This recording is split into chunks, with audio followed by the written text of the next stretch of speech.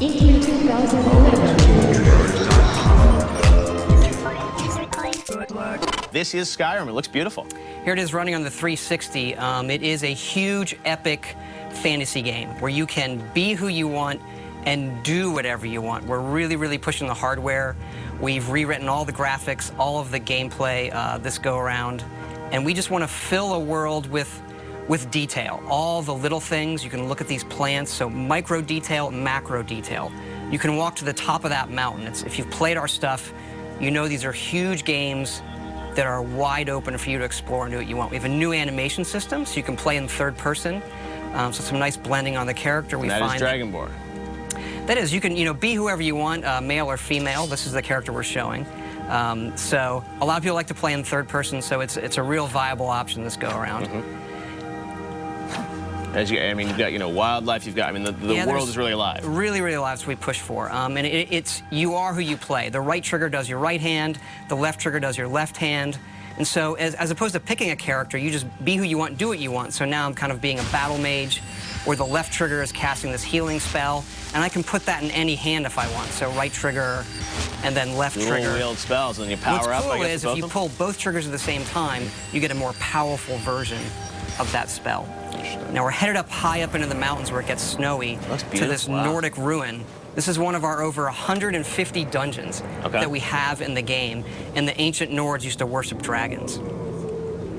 So here we are inside the dungeon with our bow. We do have a lot of cool stealth gameplay as well. So we really want to pay off on all of those different styles of gameplay, whether it's stealth, melee, magic. As this person is switching between first and, or in this playthrough first and third, do you think a lot of people are going to play it that way, or? You know, I prefer first person myself, but I notice a lot of people just like to run around in third person. You can also dual wield swords. Okay, wow. Actually, you can dual wield any one-handed weapons. And you'll see me use a shout here. It's one of our magic powers you can do. There are a lot of shouts throughout the game, right? These dragon shouts?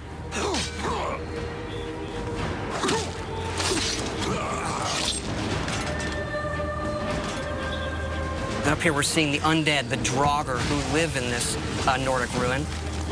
Using a flame spell in my left hand, sword in my right.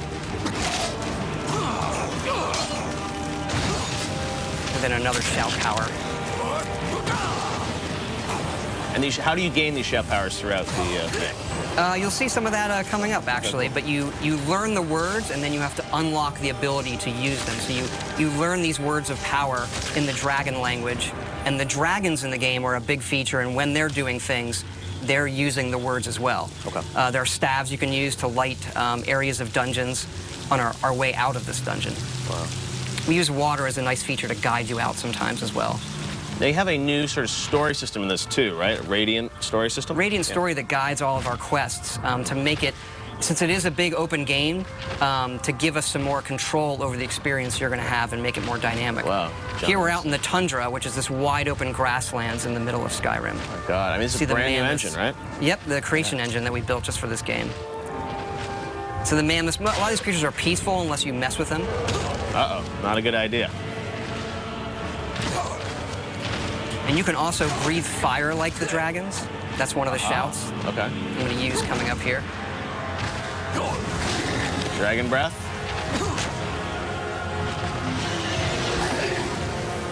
Aha.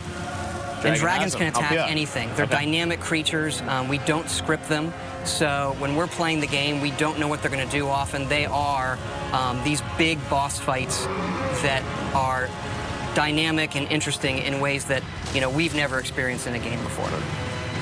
Now, I read a rumor online this week that the game is over 300 hours, or you can't spend at least 300 hours in the game. There is at least 300 hours in it. We kind of have stopped counting. There's so much stuff in this game.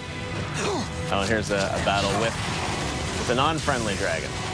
Kind of getting some help from the guards of this tower here.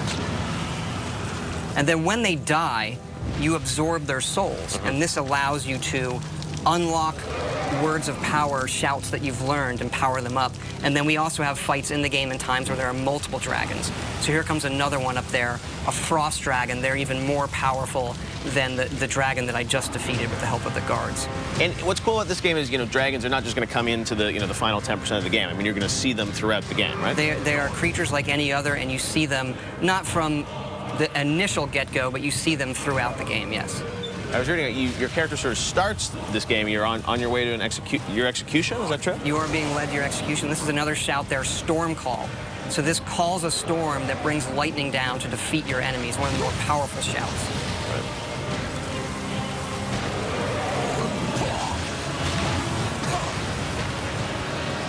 And then once the dragons get hurt enough, they can't fly, and they'll either land or they'll crash.